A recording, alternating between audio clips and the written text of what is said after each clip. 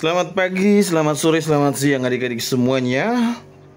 Jumpa lagi di pembelajaran online kita. Yang kali ini seperti yang sudah saya janjikan akan dibagi dua, yakni setengah dari jumlah kita akan belajar secara tatap muka dan setengah lagi akan belajar di rumah.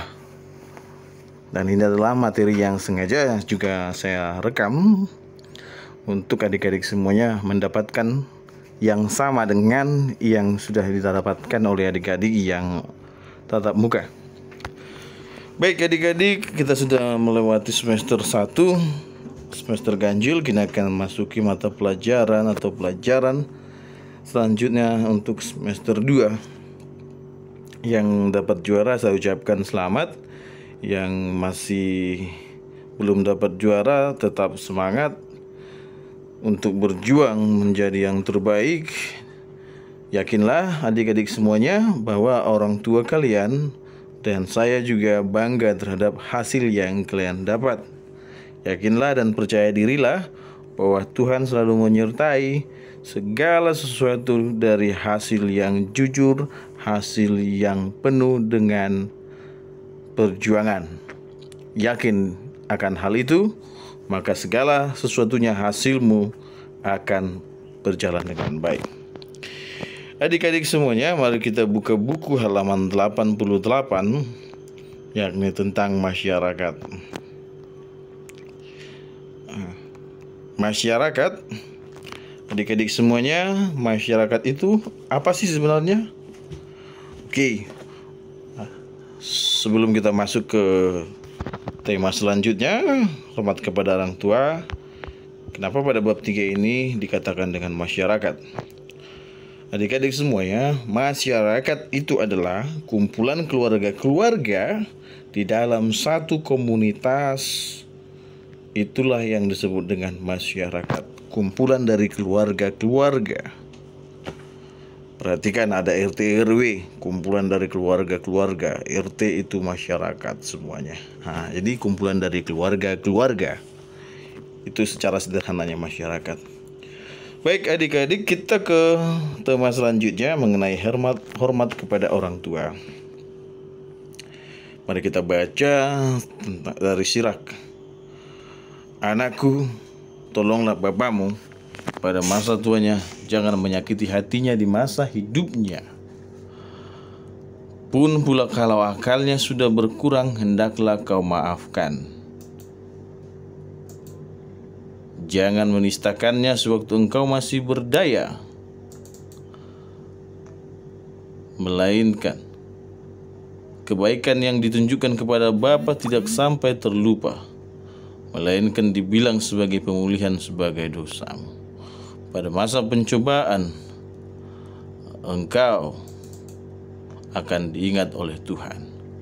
Maka dosamu lenyap seperti air beku yang kena matahari.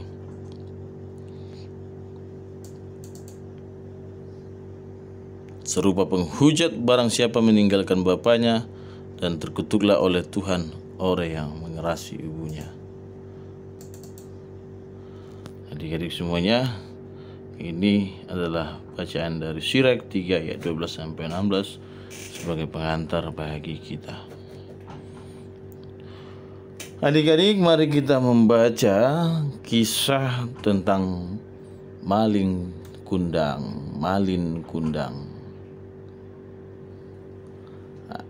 Mungkin adik-adik semuanya sudah pernah mendengar cerita ini atau sudah pernah membacakannya. Dan untuk orang tua adik-adik semuanya, kisah Malin Kundang ini sangat familiar. Oke, baik, mari kita lanjut dengan membaca tentang kisah Malin Kundang.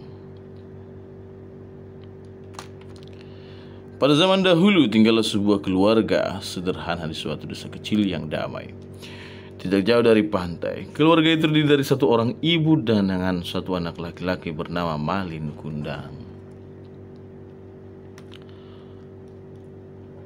Malin Kundang sangat disayanginya. Dengan penuh kasih sayang, ibu membesarkan anak semata wayangnya. Maklum, suaminya telah lama meninggal. Ketika anak laki-lakinya masih bayi, ayah Malin Kundang meninggal dunia karena sakit beberapa bulan setelah membangun rumah sederhana tempat mereka tinggal. Pada suatu hari, terjadilah percakapan antara ibu dan Malin Kundang. Sang ibu berkata, "Malin anakku, ibu mau pergi mencari kayu bakar ke pinggiran hutan. Hati-hati di rumah ya," jawab Malin Kundang. "Baik ibu." Sebagai ibunya pergi ke hutan, Malin Kundang yang mulai beranjak remaja itu keluar rumah menuju pantai. Ia tertarik dengan keramaian di pinggir pantai yang kelihatan dari bukit di mana Malin Kundang tinggal. Sementara ibunya mencari kayu bakar, Malin Kundang melihat-lihat dan mengagumi kapal nan besar. Kapal tersebut datang sebulan satu kali untuk menurunkan barang-barang dari luar pulau, sekaligus menaikkan muatan dari wilayah di sekitar pantai. Malin Kundang pun berpikir di dalam hatinya, "Amboi, betapa besar dan bagus kapal ini. Betapa senang jika saya dapat bekerja sebagai awak kapal. Saya bisa berlayar, bisa melihat kota-kota lain di luar pulau." Tidak terasa hari semakin sore, Malin pun pulang dengan berbagai keinginan di benaknya. Tiba di rumah, nampaknya ibunya sedang masak ubi di dapur untuk makan malam mereka. Sungguh, ibu yang tidak pernah lelah. Sepulang mencari kayu bakar, yang menyiapkan makan, merebus air minum, dan membereskan rumah tanpa lelah. Ia selalu berusaha dan berdoa karena anaknya bisa berhasil dan hidup berbahagia. Ketika sedang makan bersama, Malin Kundang mengungkapkan isi hatinya. "Ibu, ketika ibu berangkat mencari kayu bakar ke hutan, saya pergi ke pantai. Di sana saya melihat kapal yang bagus dan besar. Bagaimana jika saya pergi merantau untuk mengadu nasib agar hidup kita bisa lebih baik?" "Malin anakku, ibu tidak bisa melarang kamu untuk mencari hidup yang lebih baik. Ibu mengerti, karena suatu saat kamu pun harus bisa menemukan kehidupan yang lebih baik. Ibu hanya bisa berdoa, semoga kamu bisa menemukannya. Sangat berat bagi ibu untuk berpisah denganmu, dan ibu pasti merasa kehilangan." Sejak saat itu, ibunya semakin giat untuk mencari kayu bakar dan ubi-ubian agar bisa menjual ke pasar, untuk menabung sehingga bisa memberi bekal bagi anaknya Malin Kundang. Beberapa bulan setelah itu, tibalah kapal yang besar dan bagus untuk menurunkan barang-barang dari luar pulau dan memuat barang-barang dagangan dari pulau tersebut. Malin Kundang berpamitan kepada ibunya dan berjanji untuk segera kembali kepada ibunya. Kepada Malin Kundang, ibu memberi perhiasan, sejumlah uang, dan bekal makanan. Ibu Malin berpesan, "Malin anakku, hati-hati dan jaga diri. Ibu selalu berdoa untuk keselamatan dan keberhasilanmu. Dan jika berhasil, segera kembali karena ibu pasti selalu merindukanmu." Malin Kundang pun bergegas naik kapal. Dari kejauhan, ibunya menatap dengan penuh haru, tapi hatinya tetap berdoa bagi keselamatan dan keberhasilan anak tercinta. Beberapa saat kemudian, kapal yang ditumpangi anaknya tidak tampak lagi. Ibu Malin Kundang pulang untuk mengisi hari-hari dalam kesendirian, dengan harapan dapat berkumpul lagi dengan anaknya dalam suasana bahagia. Bulan demi bulan, tahun demi tahun, Ibu Malin Kundang terus menanti. Setiap malam ia selalu berdoa, hingga pada suatu hari ia mendengar bahwa di pantai telah datang sebuah kapal besar dan mewah. Ibu yang mulai tua bergegas ke pantai dengan harapan dapat bertemu dengan Malin Kundang, anak yang sangat ia cintai. Ibu menaiki tangga kapal, mencari dan terus mencari. Ia melihat seorang pemuda tampan dengan pakaian bagus, berdampingan dengan seorang wanita cantik. Wajah Ibu Malin Kundang menjadi ceria. Ia tahu betul bahwa pemuda itu adalah Malin Kundang. "Malin anakku!" Pemuda dan wanita itu menoleh, sementara Ibu Malin Kundang menghampiri dan bergegas untuk memeluk anaknya. Malin, ibu bahagia bisa bertemu denganmu. Tanpa diduga,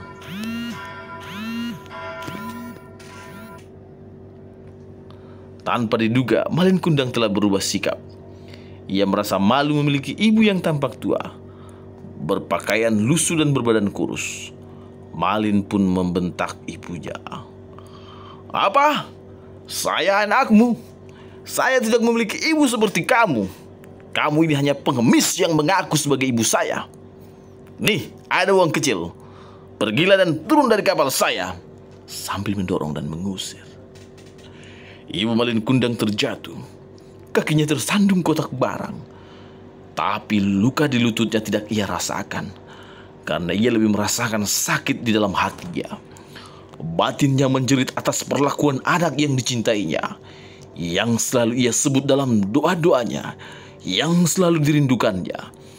Ternyata anak yang dicintainya kini tidak mengakui dirinya sebagai ibunya, bahkan mengusir dan menyebutnya sebagai pengemis. Dengan perasaan tidak percaya, Ibu Malin Kundang melihat anaknya memalingkan wajahnya dan bergegas masuk ke ruangan di dalam kapal. Ibu Malin Kundang pun diminta turun oleh awak kapal karena kapal segera berlayar. Beberapa saat kemudian, hujan turun sangat deras. Petir menggelegar keras. Halilintar menyambar kapal besar itu sehingga kapal terpecah dan karam. Semua penumpang mati tenggelam, termasuk Malin Kundang.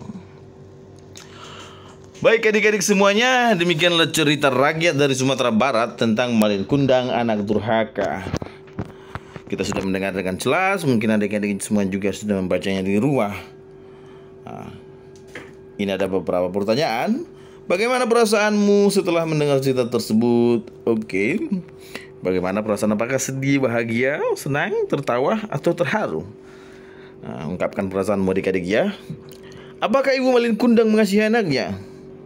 Ya. Apakah Ibu Malin Kundang mengasihi anaknya? Tuliskan beberapa buktinya. Di situ tadi ada banyak ya, di semuanya. Ya, tentu saja Ibu Malin Kundang mengasihi anaknya dengan banyak buktinya. Tadi ada beberapa. Yang pertama, ibunya selalu pergi ke hutan untuk mencari kayu bakar. Setelah mencari kayu bakar dan memasak untuk anaknya, dan paling lagi mengumpulkan semua harta yang dia milikinya agar si Malin Kundang dapat pergi berlayar. Dia berikan segala sesuatu harta yang dia miliki kepada Malin Kundang agar Malin Kundang mencapai cita-citanya. Dan seperti itulah orang tua kita adik-adik, akan memberikan apapun dalam dirinya agar kita menjadi anak yang berguna atau anak yang dapat mencapai cita-citanya. Itulah salah satu dari orang tua. Apakah Malin Kundang menghormati dan menyayangi ibunya? Pada awalnya Malin Kundang menghormati dan menyayangi ibunya. Ya, pada awal cerita tadi kita lihat bagaimana Malin Kundang bercerita, mengungkapkan perasaan isi hatinya kepada ibunya. Dia tidak merahasiakan apapun kepada ibunya. Ini mengatakan bahwa Malin Kundang sangat menghormati dan menyayangi ibunya. Dengan memberitahu segala sesuatu dalam diri kita, segala sesuatu yang kita alami, itu adalah salah satu bentuk menghormati dan menyayangi orang tua. Sehingga orang tua dapat memberikan yang terbaik atau memberikan solusi, memberikan hal-hal yang bermanfaat bagi kita. Contohnya, terkadang adik-adik kalau jatuh, katakan naik sepeda atau jatuh dari berlari-lari bersama teman, jangan pernah berdiam. Dulu sering sekali seperti saya, saat jatuh saya tidak mau cerita sama orang tua, yang ujung-ujungnya pada akhirnya malamnya saya akan demam. Jadi adik-adik semua, apapun itu yang kau alami dalam sepanjang hari, baik perasaan suka, perasaan sedih, harus kamu ceritakan kepada orang tuamu. Ini salah satu bukti kita menghormati dan menyayangi orang tua kita. Tujuannya apa? Agar orang tua kita mengetahui dan memberikan jalan yang baik atau menyelesaikan masalah yang baik. Itu saja. Sampaikan segala sesuatunya. Jangan pernah merahasiakan apapun kepada orang tua kita. Apa pesan yang kamu peroleh dari cerita tersebut? Banyak adik-adik ya pesan yang boleh kita ambil dari cerita tersebut. Salah satunya, orang tua akan memberikan segalanya kepada anaknya. Berikutnya, kita harus menghormati dan menyayangi orang tua kita. Berikutnya, orang tua dengan segala keterbatasannya akan memenuhi kewajibannya sebagai orang tua. Berikutnya, jangan pernah durhaka terhadap orang tuamu. Tahu apa kata durhaka? Durhaka artinya sama seperti malin kundang tadi, tidak mengenal orang tuanya lagi karena malu, atau dia tidak mau dianggap sebagai anak dari ibunya dikarenakan ibunya sangat miskin. Itu salah satu yang disebut dengan durhaka. Maka adik-adik semuanya, jangan pernah durhaka. Cintai ibumu, cintai orang tuamu dengan sukacitamu. Apakah selama ini kamu sudah menyayangi kedua orang tuamu? Bagaimana caranya? Seperti yang abang bilang tadi, menyayangi orang tua salah satunya dengan menceritakan segala sesuatu apa yang kita alami sepanjang hari. Apapun itu, baik rasa suka, benci, sakit, sedih, harus kita sampaikan. Keterbukaan adalah salah satu contoh kita menyayangi kedua orang tua. Jadi adik-adik semua, mulai hari ini, apa yang kau alami harus kau ceritakan kepada orang tuamu. Itu salah satu contohnya. Ada banyak cara, banyak. Adik-adik silakan lakukan yang terbaik buat orang tua. Apakah kita harus menyayangi kedua orang tua? Jawabannya apa? Ya, kita harus menyayangi orang tua. Mengapa kita harus menyayangi kedua orang tua kita? Mengapa? Apakah karena kita ingin masuk surga? Atau mengapa? Karena orang tua adalah Allah yang kelihatan, kata tetangga-tetangga kita. Mengapa kita harus menyayangi kedua orang tua? Karena dalam perintah 10 perintah Allah yang keempat tertulis seperti ini. Hormatilah ayahmu dan ibumu seperti yang diperintahkan kepadamu oleh Tuhan Allahmu, supaya lanjut umurmu dan baik keadaanmu di tanah yang diberikan Tuhan Allahmu kepadamu. Lihat pada Ulangan 5 ayat 16. Hormatilah ayahmu dan ibumu seperti yang diperintahkan kepadamu oleh Tuhan Allahmu, supaya lanjut umurmu dan baik keadaanmu di tanah yang diberikan Tuhan Allahmu kepadamu. Jadi kita harus menyayangi kedua orang tua karena ini yang barusan saya baca tadi. Adik-adik semuanya, sabda Tuhan tentang menghormati orang tua yang ini. Ulangan 5 ayat 16, hormatilah ayahmu dan ibumu seperti yang diperintahkan kepadamu oleh Tuhan Allahmu, supaya lanjut umurmu dan baik keadaanmu di tanah yang diberikan Tuhan Allah. Ini ada kewajiban orang tua yang sudah Babang bacakan tadi, Sirak 3 ayat 12 sampai 16. Sudah Bang baca tadi di awal. Oke, ini. Oke, pertanyaan-pertanyaan ini bisa adik-adik kerjakan semuanya di rumah, atau yang lagi online kerjakan sekarang.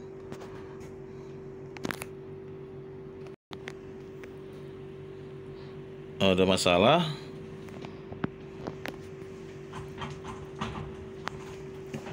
Mohon maaf. Ini dia, abang salah ketik tadi.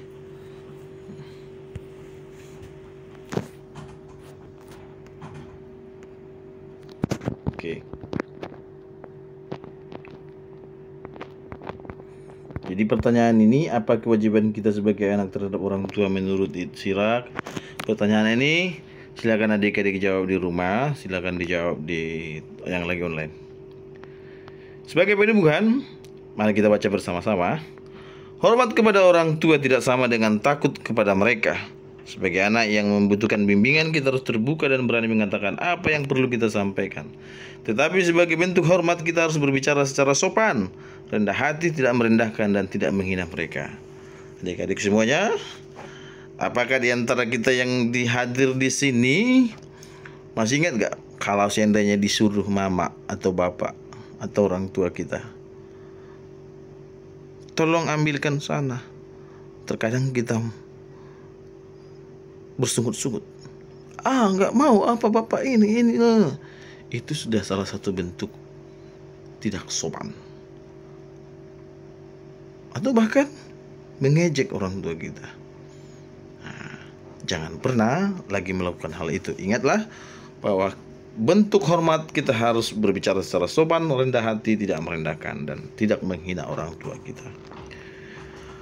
Cinta terhadap orang tua. Apakah kita cinta terhadap orang tua kita?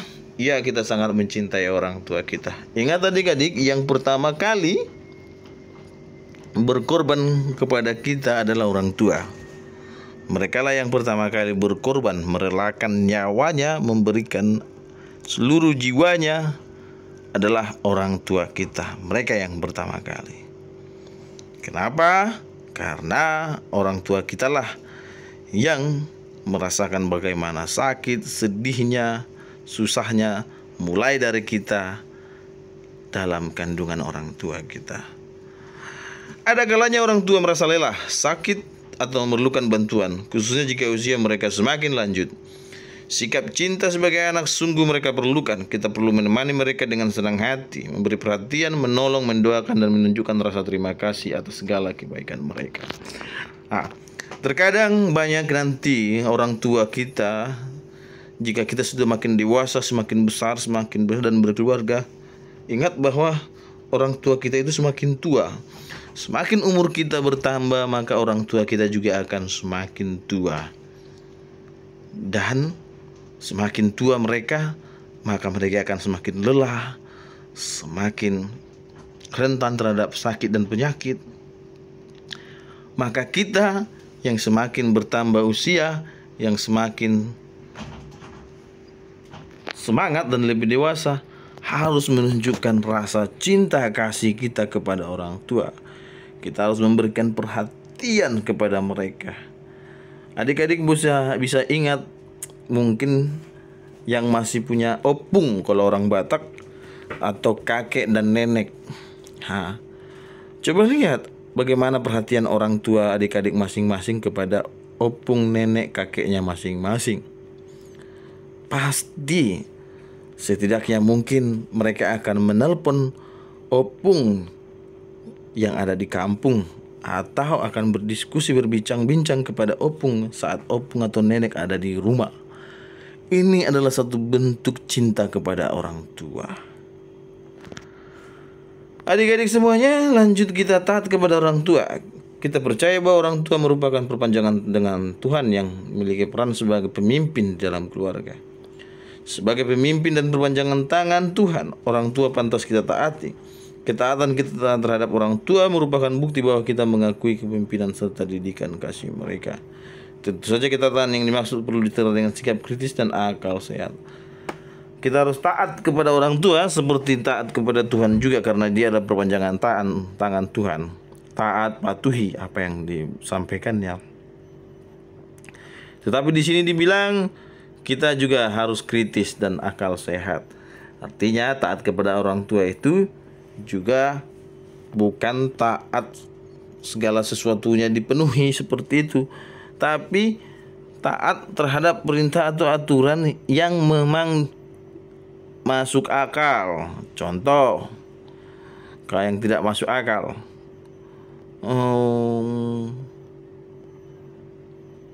seandainya disuruh bermain-main nih adik-adiknya,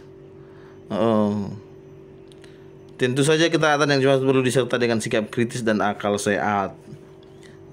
Artinya banyak mungkin orang tua yang nyuruhnya main-main, jangan adik sikapi serius. Contoh nih, pergi dulu ke sana, padahal orang tuanya main-main, tapi serius. Kan nanti akhirnya adik-adiknya nangis atau marah. Enggak, orang tua itu kadang juga bermain-main. Jadi harus ditanya.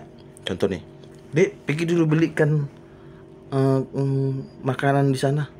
Tanya, untuk apa? Segitu baik. Seperti itu maksudnya sikap kritis dan akal sehat. Contoh disuruh beli Indomie katakan ya. Dek, beli Indomie. Untuk apa? Kan ada ikan, Mak. Itu bagus.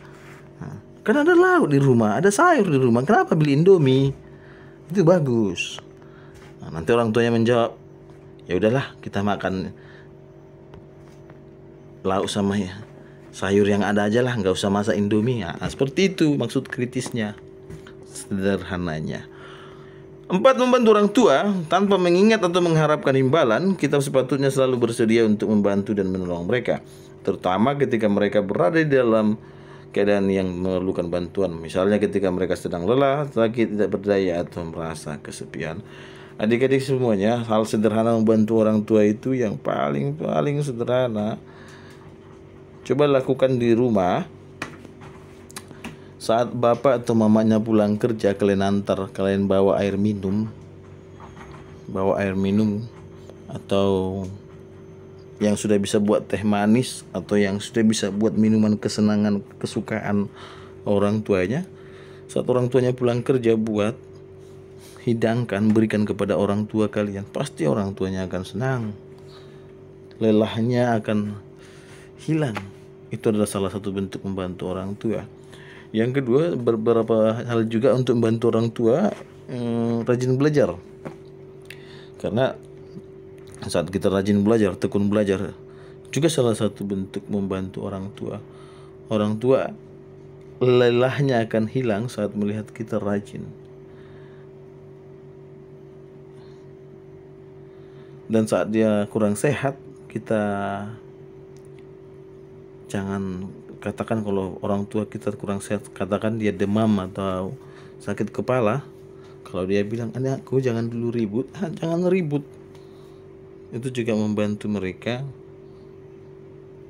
orang tua kita, agar cepat sembuh. Banyak hal ya adik-adik yang sederhana. Kalau bisa, kalau adik-adik orang tuanya pulang, coba kasih air minum. Bapak pulang ya, mama pulang ya, kasih air minum. Itu juga salah satu bantuan. Adik-adik sekalian, demikianlah yang kita pelajari tentang menghormati orang tua.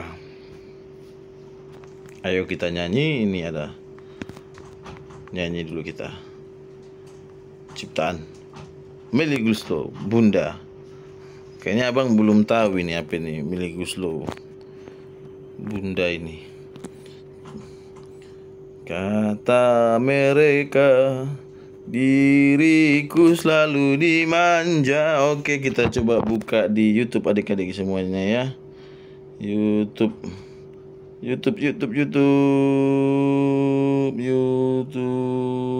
Mana YouTube, kata mereka, diriku selalu dimanja. Kita nyanyi YouTube dulu. YouTube.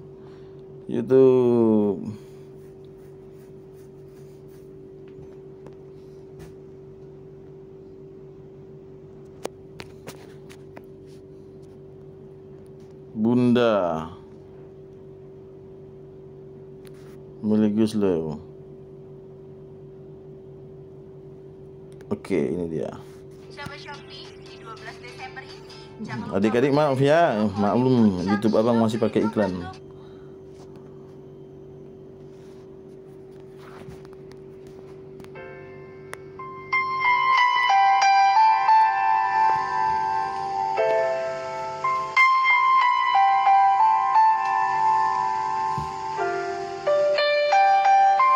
Ini spesialis lagu untuk Bunda.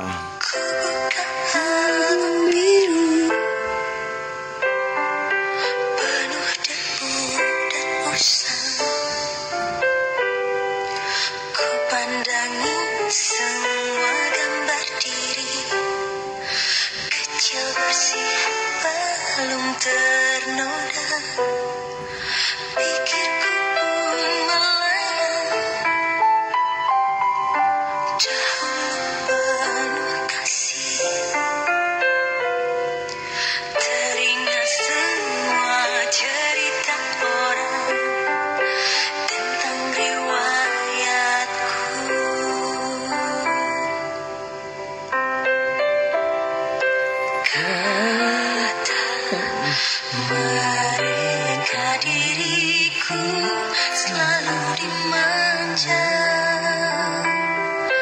Kata mereka diriku selalu ditimang.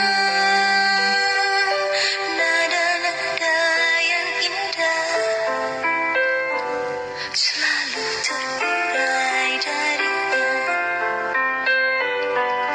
Tangisan nakal dari bibirku takkan jadi derita.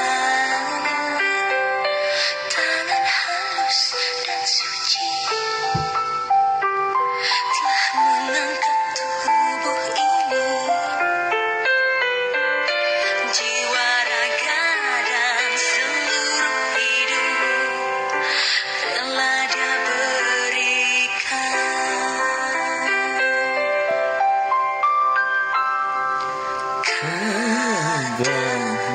Mereka diriku selalu dimanja.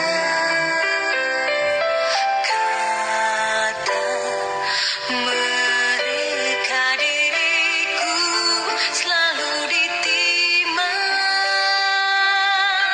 Oh Bunda, ada dan tiada dirimu kan selalu ada di dalam hatiku.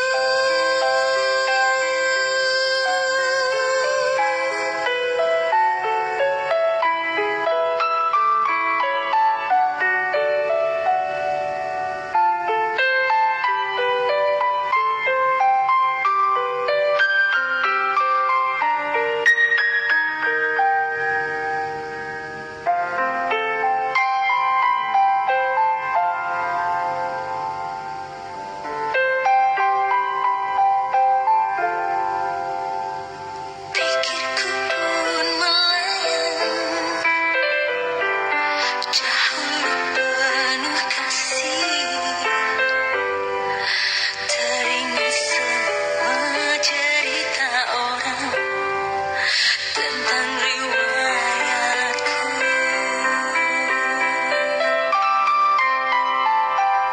Kata mereka diriku selalu dimanja. Kata mereka diriku selalu ditimang.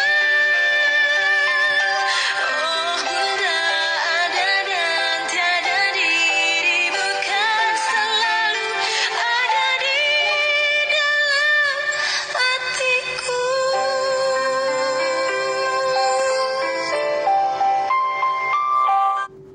Oh Bunda, ada dan tiada dirimu kan selalu ada dalam hatiku. Adik-adik semuanya sudah mendengar tadi tentang lagu Ayah Bunda atau Bunda dari Melly Goeslaw. Tadi sangat berkesan bahwa ada dan tiada dirimu kan selalu dalam hatiku. Sangat berkesan. Oke. Demikian adik-adik semuanya, tugasnya. Apa tugasnya? Tugasnya adalah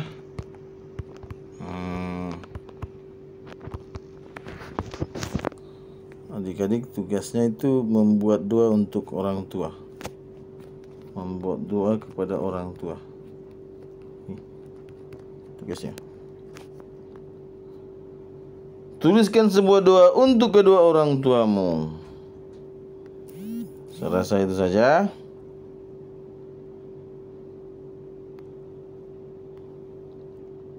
Tuliskan sebuah doa untuk kedua orang tuamu. Atau berdoalah untuk orang tuamu. Jadi tugasnya nanti bisa ditulis di dalam buku ya, kertas atau baiknya gini, tugasnya ini dia terakhir. Tugasnya itu membuat video membacakan doa untuk orang tua, buat dalam video. Durasinya maksimal 3 menit aja ya. Doa untuk orang tua, khusus doa untuk orang tua. Demikian adik-adik pembelajaran kita tentang menghormati orang tua. Sampai jumpa pada pertemuan selanjutnya. Selamat pagi, selamat siang, selamat sore. Shalom Horas.